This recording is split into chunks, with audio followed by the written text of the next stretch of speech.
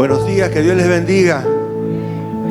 Gracias por los 4 o 5 que me contestan. Buenos días, Dios les bendiga. Qué día hermoso que nos ha dado hoy el Señor. Un día hermoso, un día primaveral, un día brillante. Y cada día es un regalo de Dios. No digas yo voy a vivir 90, 120, 200 años, porque cada día es un préstamo de Dios. El fin de semana pasado tuvimos un fin de semana de duelo. Falleció uno de los pastores del equipo, el pastor Omar, y la mitad de la iglesia estaba en el velatorio y la otra mitad aquí, pero es duro ver partir a un hermano y joven también. Pero sabemos que los que parten, si parten con Cristo en el corazón, están en el mejor lugar. Si han partido con el Señor, para ellos es lo mejor. Así que en este día le agradecemos a Dios, agradecemos por cada uno de ustedes. Cada uno de ustedes es importante a los ojos de Dios y damos gracias porque en todo y por todo Él está con nosotros. Así que buen día de nuevo. Que Dios le bendiga. Tomen asiento.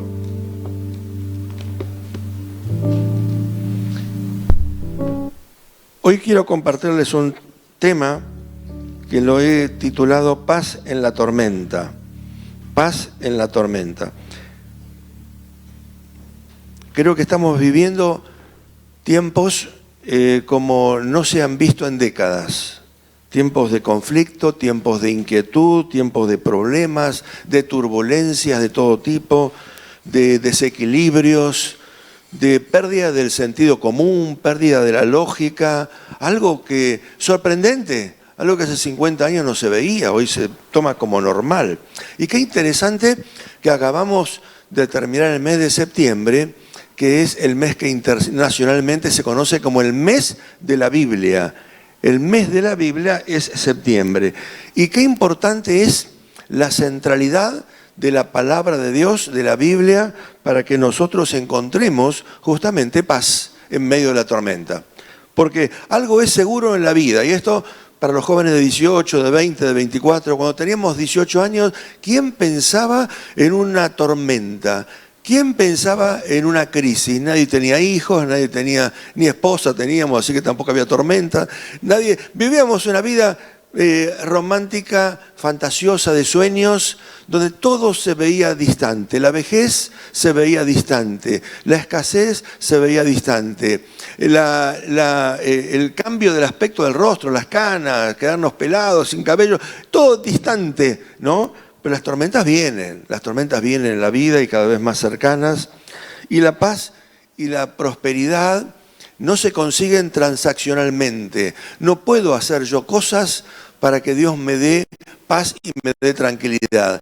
No puedo negociar con Dios y hacer algo para que Dios me retribuya paz. La paz de Jesús no se entrega por ninguna transacción. Y la paz de Jesús se obtiene solamente por la fe. La paz de Jesús se obtiene por la fe. Él la ha entregado y se obtiene por la fe.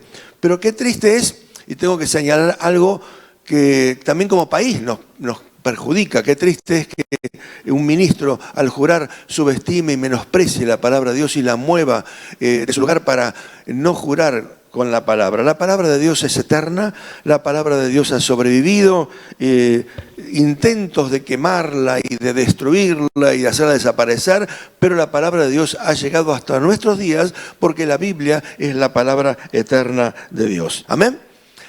Entonces hoy voy a compartir el tema paz en la tormenta. No les voy a hacer levantar las manos porque estoy seguro que no hay ni uno que hoy no tenga alguna tormenta en la vida.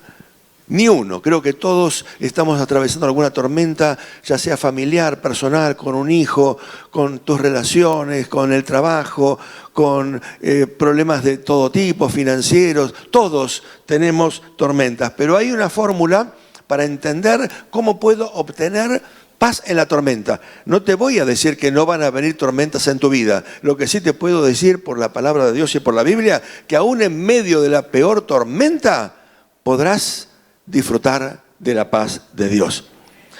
Es tan importante la paz que en la ley hebraica, en la ley de Moisés, había 5 tipos de ofrendas, 5 tipos de ofrendas, y una de ellas era esta que estamos hablando. La primera era la ofrenda del holocausto, del sacrificio, la segunda era llamada la ofrenda del cereal, la tercera la ofrenda por el pecado, la cuarta la ofrenda por la culpa y la quinta la ofrenda por la paz. Era tan importante aún para los judíos en la época previa a la venida del Señor, que ellos habían determinado una ofrenda por la paz, para agradecer a Dios por la paz. Y los judíos, vaya si saben de pruebas, de dificultades, de persecuciones, de diásporas, de holocaustos y de muerte. Vamos que saben ellos de esto. Pero Jesús, con su pasión y con su muerte en la cruz del Calvario, Él nos ha dado a nosotros y ha cancelado todas las ofrendas. Hasta la venida de Jesús, una vez por año, había un sacrificio en el templo central de cada familia donde se mataba un corderito o si era muy pobre la familia, una palomita, para al derramar sangre, porque la Biblia dice que sin derramamiento de sangre no hay remisión de pecados. Entonces, hasta la venida del Señor había que derramar sangre de corderitos inocentes, de animales que no tenían culpa de nada, para con esa sangre derramada expiar o justificar o transaccionar con el pecado de la gente. Pero desde que Jesús derramó su sangre, nunca más hubo derramamiento de sangre, porque la sangre de Jesús canceló una vez y para siempre los pecados de toda la humanidad, los tuyos y los míos, los pasados, aún los presentes, porque podemos seguir cometiendo alguna torpeza, algún pecado, seguimos siendo todavía frágiles y pecadores, y aún los pecados futuros han sido cancelados por la sangre de Jesús. Hay un himno antiguo que decía una canción que decía: Él es mi paz, ha quitado todos mis temores. Y la paz quita el estrés, el temor, la preocupación de cosas que aún no han sucedido y nos preocupan. Todavía no pasó. Y alguien decía que el 90% de las preocupaciones de cosas que van a venir son ilusorias, no van a suceder nunca, nunca van a pasar. Pero ese 90% de cosas siguen preocupándonos. Vamos a leer un texto bíblico. Todos los textos que le voy a leer, no son muchos, los he buscado en la versión Dios habla hoy, para que sean sencillos, simples. Ustedes saben que hay una versiones clásicas de traducción, pero suenan un poco antiguas por ahí, y hay una versión muy moderna, muy al hablar de hoy, del día nuestro, que se llama Dios habla hoy. Y vamos a ir a Mateo capítulo 14, versículo 22. Mateo capítulo 14, versículo 22. Si lo encontramos, dice así: después de esto, después de que Jesús había alimentado a 5.000 varones, más las mujeres y más los chicos, con 5 panes y 2 peces, y se había quedado con ellos y los mandó a los discípulos. Jesús hizo que sus discípulos subieran a la barca para que cruzaran al lago antes que él y llegaran al otro lado, mientras él despedía a la gente. Cuando la hubo despedido, Jesús subió a un cerro para orar a solas. Al llegar la noche estaba allí él solo. Y mientras la barca ya iba bastante lejos de tierra firme, las olas azotaban la barca porque tenían el viento en contra. A la madrugada Jesús fue hacia ellos caminando sobre el agua. Cuando los discípulos lo vieron andar sobre el agua, se asustaron y gritaron llenos de miedo: ¡es un fantasma! Pero Jesús les habló diciéndoles: calma, soy yo, no tengan miedo. Entonces Pedro le respondió: Señor, si eres tú, ordena que yo vaya a ti sobre el agua. Ven, le dijo Jesús. Pedro entonces bajó de la barca y comenzó a caminar sobre el agua en dirección a Jesús. Pero al notar la fuerza del viento, tuvo miedo y como comenzaba a hundirse, gritó: ¡sálvame, Señor! Al momento Jesús lo tomó de la mano y le dijo: ¡qué poca fe tenés! ¿Por qué dudaste? En cuanto subieron a la barca, se calmó el viento. Entonces los que estaban en la barca se pusieron de rodillas, se postraron delante de Jesús y le dijeron: en verdad, tú eres el Hijo de Dios. Qué extraordinario, qué pasaje tan hermoso. Hermanos, unos capítulos antes, un tiempo anterior, en el capítulo 8 de Mateo, ustedes van a encontrar un episodio parecido, pero con una diferencia. Jesús le dijo: vamos al otro lado. Pero en esa oportunidad Jesús estaba en el barco y él estaba durmiendo en la popa, la parte de atrás del barco, apoyada en la cabeza, no en una almohada, sino en un cabezal de madera, y se desató una tormenta. Y los discípulos desesperados, porque aunque algunos eran marineros expertos, ahí los marinos saben cuando una tormenta puede ser la última. Los marineros saben, los digamos novatos empezamos a marearnos y a vomitar ante el primer movimiento. Pero los marineros no, ellos saben, esta puede ser la última tormenta. Y en medio del fragor de la tormenta, lo ven a Jesús durmiendo y lo van a despertar. ¿No tenés preocupación de nosotros, que nos vamos a morir? Y Jesús estaba durmiendo en medio de la tormenta. Ahí estaba en la barca y se levantó, calmó el mar, dijo una palabra, se calmó el mar, el viento, las nubes y los reprendió. ¿Por qué tuvieron tan poca fe? ¿Por qué no tienen fe? ¿No se dan cuenta de lo que estamos viendo, los milagros, los paralíticos que son sanados, muertos resucitados? ¿Por qué tienen poca fe? Y ahora viene un episodio parecido días después. Pero en esta oportunidad no estaba Jesús en el barco. Jesús se había quedado solo con la multitud, despidiéndolos, hablando con ellos, y había subido a un monte para mirar a los discípulos cómo navegaban en medio del mar. Un trayecto que podría durar 1 hora, 1 hora y media. Ya iban 10 horas de navegación. Con la vela se había bajado porque la vela no servía para nada. Cuando hay viento en contra, la vela te juega en contra. Y estaban remando y remando y remando, y en lugar de ir para adelante, iban para atrás. 9, 10 horas de remo y no llegaban a la otra orilla. Y en medio de la tormenta y de la desesperación, porque gritaban que se iban a morir, aparece un fantasma caminando sobre el agua. Y no se calmó el agua. El fantasma que venía caminando subía y bajaba, se veía y desaparecía porque las olas eran enormes, y de pronto alguien atira a decir: parece que es el Señor. Y Pedro, cuando escucha que es Jesús, le dice: Señor, si sos vos, mandá que yo vaya a vos sobre el agua y yo voy a caminar con vos sobre el agua. Y Jesús le dijo: vení nomás. Y Pedro se baja de la barca y empieza a caminar, no sobre aguas calmas, todavía no se había calmado la tormenta. Y él camina y lo ve a Jesús, y Jesús desaparece por una ola y lo ve de vuelta y desaparece. Pero cuando deja de mirar a los ojos a Jesús y sus ojos se centran en la tormenta, en la adversidad, en la espuma del agua, en las olas, en el viento, empieza a hundirse y empieza a gritar: Señor, sálvame. Y ahí aparece una mano que lo toma y lo rescata. Y los dos, aún con olas y con viento y con movimiento de espuma de agua, siguen caminando hacia el barco y se suben al barco. Apenas se suben al barco, ahí el mar, las olas y el viento se calmaron. Así que qué lección tan extraordinaria, ir caminando al Señor. Pedro no le dijo: Señor, calma las olas, que me da miedo caminar con las olas. Pedro le dijo: Señor, si sos vos, mandá que yo vaya a vos, y aún en medio de las olas del mar voy a caminar. Después le faltó la fe y de vuelta son reprendidos ellos. ¿Por qué dudaste, Pedro? ¿Por qué dudaron? ¿No se acuerdan de todo lo que pasó?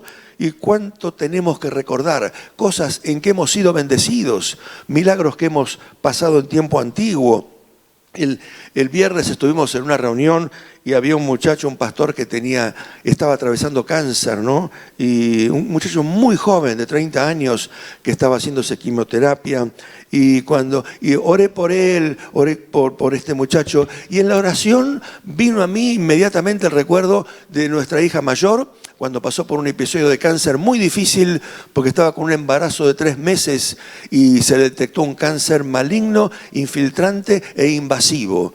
Y el obstetra, el doctor Toledo, quería abortar de inmediato y nos decía a nosotros, los padres: no le hagan caso a la paciente porque ella no puede razonar, ella cree que tiene vida y sabe que tiene vida, pero no hagan caso, hay que abortar porque a ella la conocemos y al bebé no lo conocemos. Nos decía: vale más una mamá de 3 hijos, porque tenían 3 hijos, que 4 hijos huérfanos, y nos daba cachetazos para desestabilizar nuestra fe, nuestra confianza. Pero nuestra hija, su esposo, nosotros creímos que Dios era poderoso para darle vida y llegó a alumbrar, llegó a tener nuestro nieto tan lindo. El único cumpleaños que me acuerdo es el de Benjamín. Tenemos 12 nietos, pero me acuerdo de un solo cumpleaños. De los demás me tiene que hacer acordar a mi señora. Acordate que cumpleaños Iván, que cumpleaños Camila. Yo no me acuerdo solamente de un cumpleaños, 14 de abril del 2011,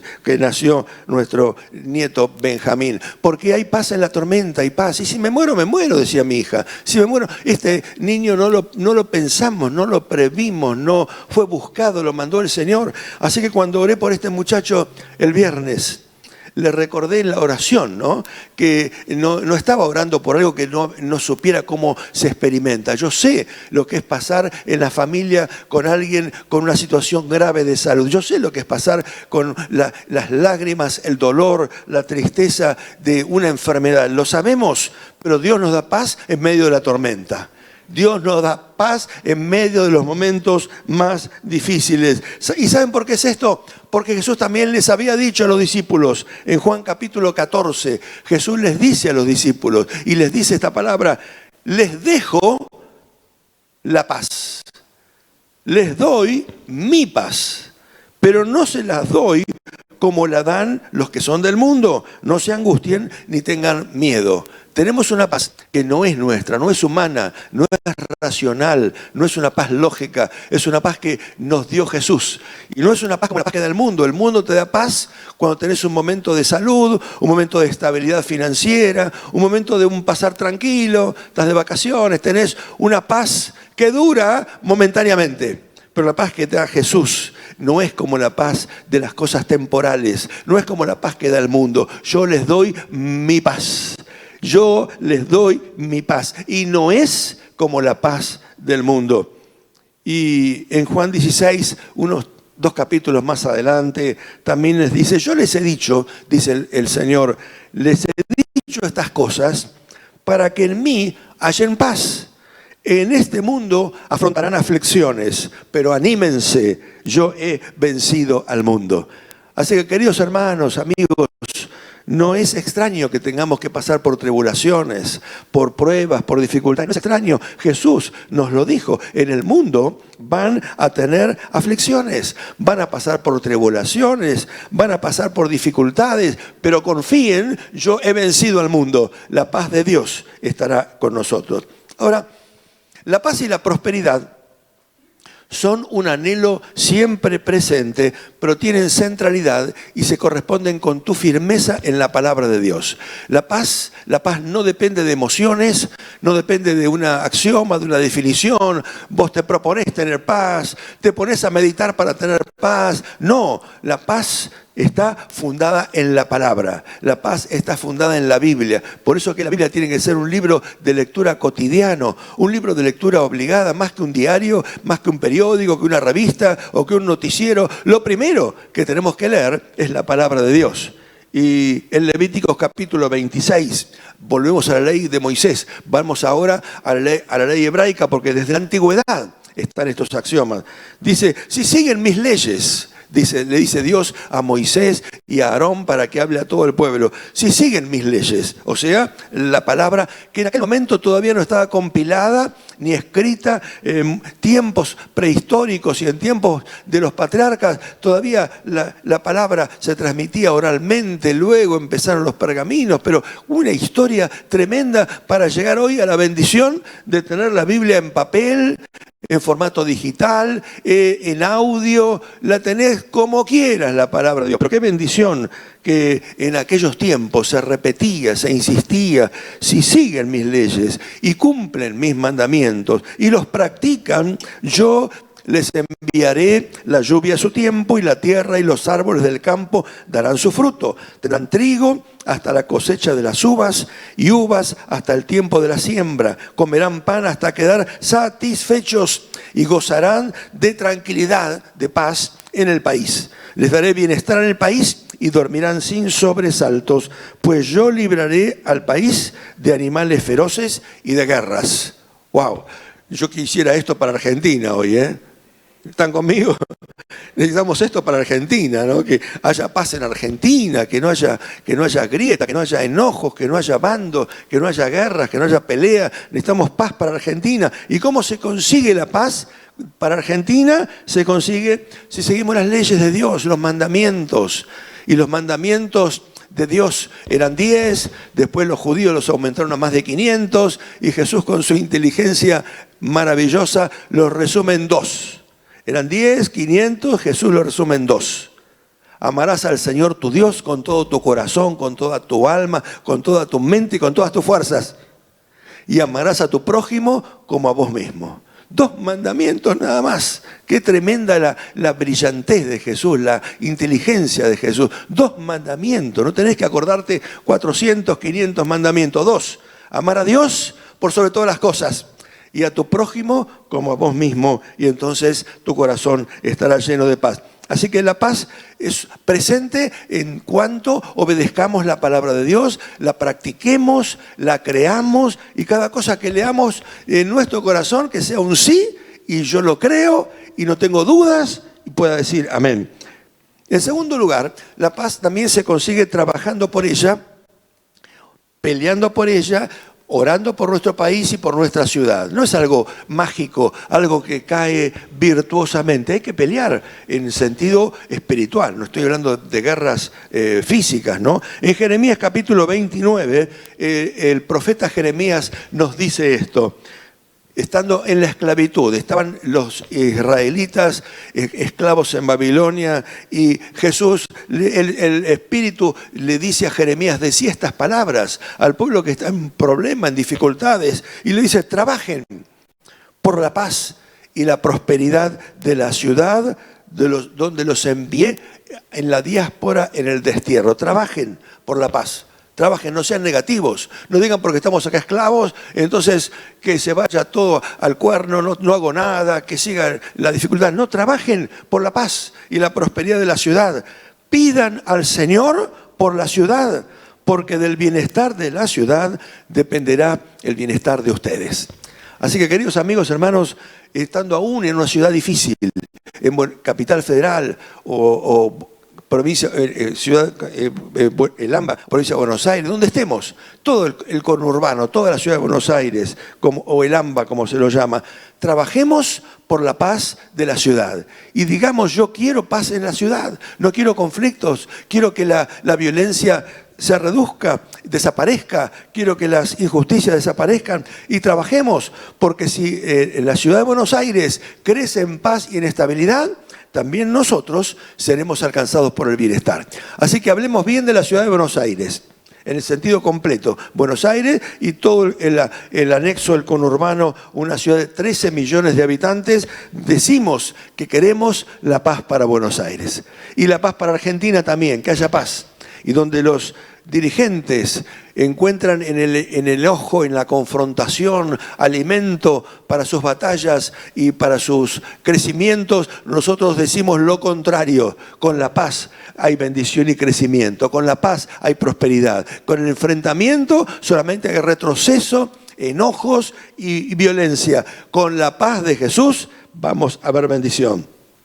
Y el tercer punto, ¿por qué Jesús en las 2 oportunidades se embarca y les da una directiva? Vamos al otro lado, vamos al otro lado. El mar de Galilea es un mar de reducidas dimensiones, un mar que tiene una forma estirada como un trapecio, y del lado sur estaba la tierra de Palestina, la tierra hebrea, la tierra donde vivían los israelitas, y del otro lado había por un lado Decápolis, que era una región con 10 distintas regiones, y ahí estaban también el Gadareno. Del otro lado había paganos, gente que no servía a Dios, gente idólatra que tenía miles de dioses, miles de muñequitos y estampitas, y construían y adoraban a tantos dioses, Baal, Asera, Astarte, dioses de todo calibre, de todo tipo. Y Jesús dice, no alcanza que solamente la paz esté con la familia judía, que son Jesús era judío. Él vino para que los judíos le reciban. Pero los judíos le rechazaron, y como le rechazaron los judíos, entonces nosotros creo que la inmensa mayoría, por ahí algún judío que se ha hecho cristiano, pero la inmensa mayoría hoy acá somos cristianos. Nosotros, los gentiles, los que no éramos judíos, como ellos lo rechazaron, nosotros tuvimos la suerte de que la palabra de Jesús se extendiera a nosotros. ¡Qué maravilloso! Así que Jesús le dice, pasen al otro lado. Pasemos al otro lado. Hay un espacio que tenemos como cristianos que invadir y conquistar y llevar una palabra de fe. En el viaje anterior fueron los gadarenos, este gadareno, un endemoniado que habitaba en los sepulcros. Ahora de vuelta hay otro lado, gente que no conoce a Dios. Y yo los animo a que más de discusiones y pálidas y enojos y espadeos militantes de todo tipo, transmitamos la palabra de paz, transmitamos una palabra de paz, una palabra de seguridad, una palabra de confianza, una palabra de que Jesús va a estar en medio de las tormentas, y si nosotros nos volcamos a la centralidad de la palabra de Dios, Dios va a dar paz en Argentina y prosperidad en Argentina. Gracias que 4 o 5 me creen, pero Dios va a dar paz en Argentina y prosperidad a Argentina, porque Él es un Dios de paz y un Dios que en un instante puede hacer que las tormentas se calmen, las olas se calmen. Y esta vez los envía solos, aunque Él está mirando desde arriba de la tormenta. Quiero terminar con una reflexión. Hay muchas personas que realmente cuando hablan nos enojan por sus palabras inapropiadas, por sus palabras que transmiten violencia, por sus palabras que nos suman, y hablamos en todo aspecto, en todo el mundo, en todo el arco, ¿no? Ya sean políticos, empresarios, sindicalistas, personas de todo el mundo, hablan y nos hacen sentir incómodos. Pero ¿saben una cosa? Son personas que están del otro lado, no conocen a Jesús. Y en lugar de enojo o de bronca o querer mandarlos al infierno, lo que tenemos que hacer es llegar hasta donde están ellos y decirles, ¿sabes una cosa? El enojo de tu corazón, tu violencia, tus palabras inapropiadas, están diciendo que vos necesitas un medicamento, algo, que yo tengo ese frasquito, y ese frasco es la paz de Jesús. La paz de Jesús puede cambiar ese corazón herido, envenenado, ese corazón dolido, quizás por problemas de la vida reales que le han pasado, que yo no los conozco. Cuando alguien está así o alguien está atolondrado, violento en la calle, no es que inventa la violencia, algo le pasó, que está con los ojos cegados, no mira con los ojos transparentes. Y hay gente del otro lado. Hay gente del otro lado. No nos quedemos con una vida mejor en Paternal, en Warnes 2222. Hay gente del otro lado. Y cada uno de nosotros es el responsable de llegar a esa gente y decirle, ¿sabes una cosa? Jesús me dio paz. Yo tenía tormentas en la vida, tenía dificultades, pero Él me dio paz. Y quiero comenzar con una fábula de Platón que se ha dado en llamar la caverna de Platón. La cueva de Platón, la caverna de Platón. Platón es un filósofo griego del siglo III a.C. Y este filósofo cuenta en esa narración que en una cueva, en una caverna totalmente oscura, había una cantidad enorme de personas que desde que habían nacido estaban encadenados en los pies, en las manos y en el cuello. Y todos estos encadenados en la caverna oscura miraban para el fondo de la caverna. Allá estaba la salida, ellos miraban para el fondo y no podían mover la cabeza, no podían dar vuelta el cuello por esa cadena que les ataba la cabeza, el cuello, y las manos y los pies engrillados desde que nacieron. No conocían la luz, ni el verdor de los árboles, ni el color de los animales, nada. Desde que nacían estaban en esa caverna. Y atrás de la caverna había una pared construida que no les permitía ver la luz de la salida de la caverna, y entre la pared y ellos había una fogata, un fuego encendido, y algunas personas pasaban por un pasillo, algunas personas vivas, y esas sombras se proyectaban sobre el fondo de la caverna. Ellos no podían mirar nada más que el fondo de la caverna, desde que habían nacido. Uno de ellos cuenta la fábula, es una fábula, por supuesto, no está en la Biblia ni es un relato verídico, no es una fábula. Uno de ellos se liberó de las cadenas y de esos grillos que tenía y sale afuera Cuando sale afuera queda enceguecido por la luz del sol. No podía abrir los ojos del resplandor del sol después de tantos años de haber estado en la caverna. Y empieza a ver los árboles y los animales y las aguas, el río que corre. Queda deslumbrado, atónito. Y entra de vuelta a la caverna para decirle: muchachos, hay vida afuera. Esto que es todo oscuro acá adentro, afuera es diferente, afuera hay otra esperanza, hay otra expectativa y quiere ayudarlos. Pero la fábula tiene un final triste, un final no cristiano, no bíblico diríamos, ¿no? Los que estaban dentro de la caverna creían que estaba loco y que haber salido afuera lo había trastornado y más que hacerle caso lo querían matar.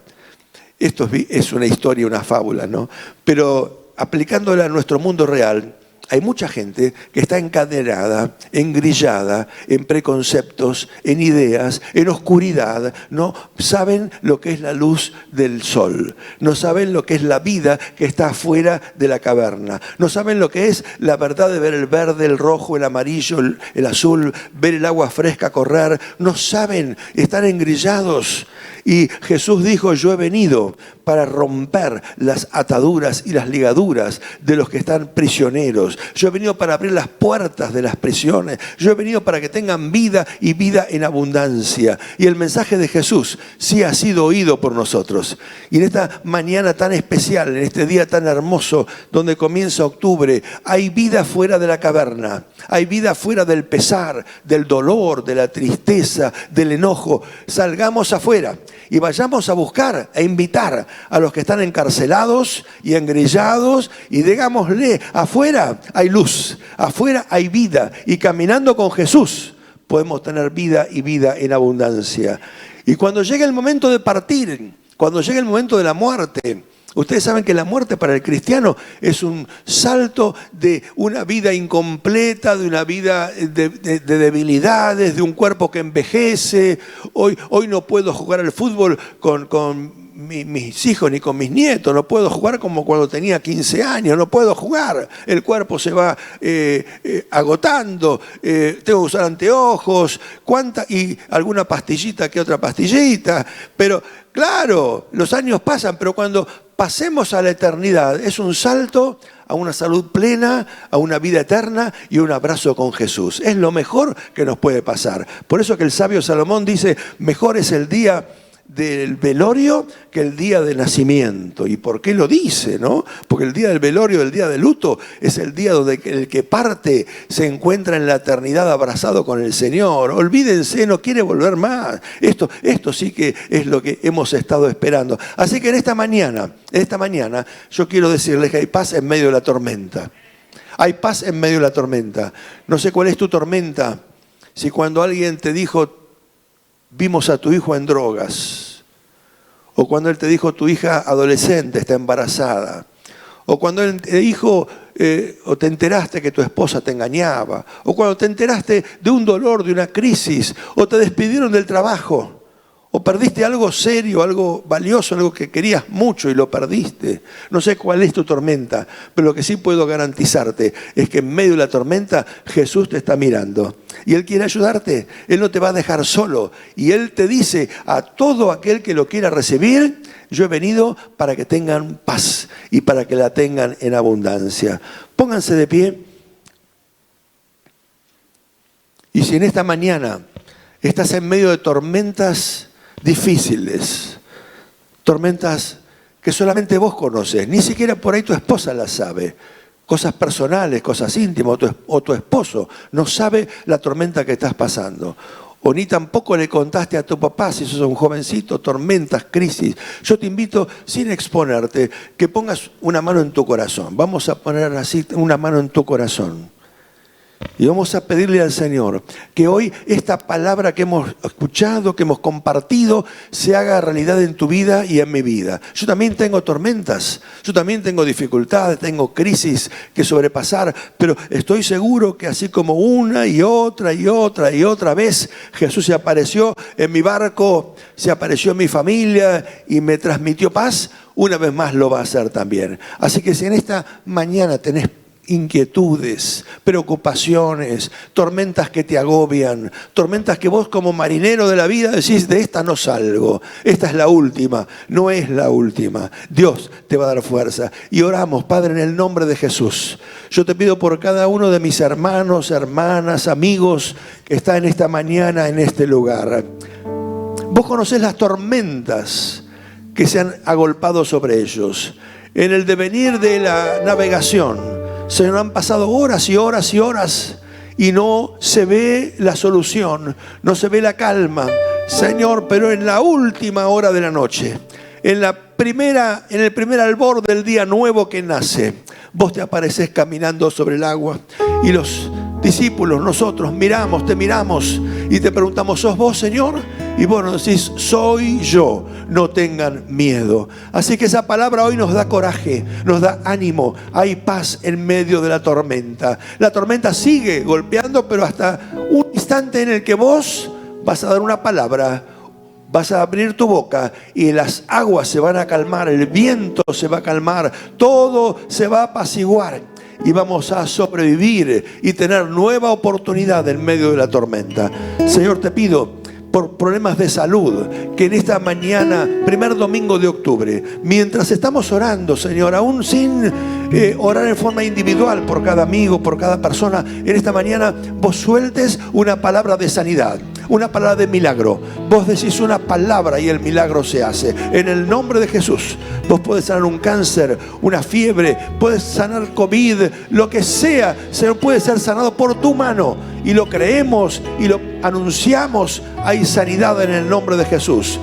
Pero también sanidad para el alma, para la angustia, para los que corren, para los que están, Señor, preocupados y corriendo de un lado para otro. Aquieta las aguas, Señor. Aquieta las angustias, los temores, las preocupaciones. Y en el nombre de Jesús, que en esta mañana haya paz en medio de la tormenta. No te pedimos que pase la tormenta, aunque dure un poco más, no importa.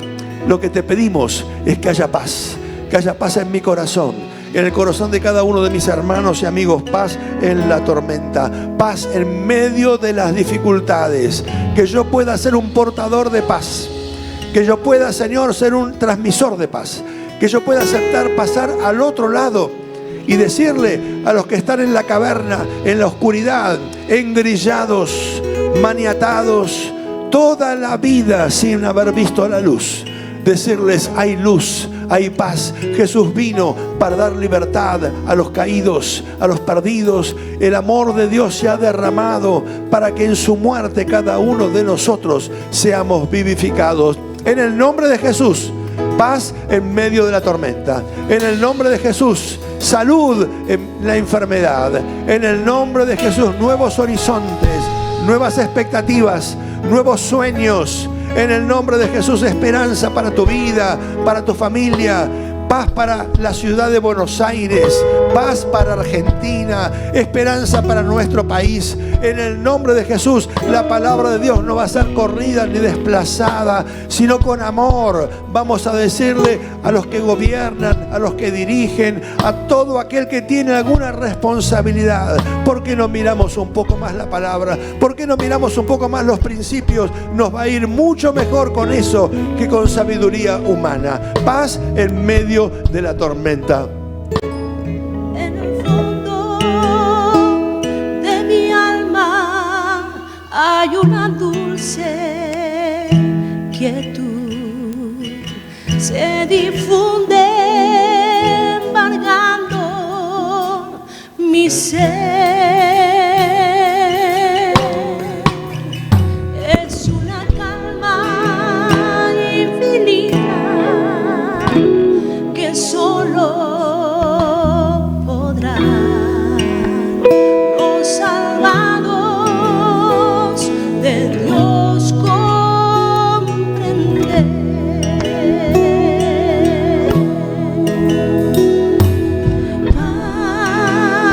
Canten todos.